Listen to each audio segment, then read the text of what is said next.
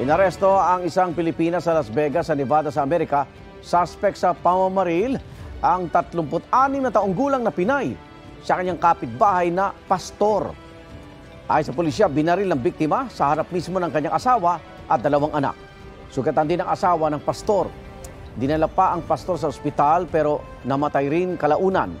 Sa investigasyon, nagkaroon ng hindi pagkakaunawaan ang dalawa kaya nauwi sa pamamaril.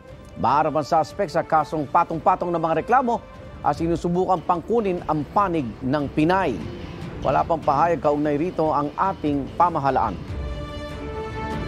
Igan, mauna ka sa mga balita. Mag-subscribe sa GMA Integrated News sa YouTube. Sa mga kapuso abroad, subaybayan nyo kami sa GMA Pinoy TV at sa www.gmanews.tv.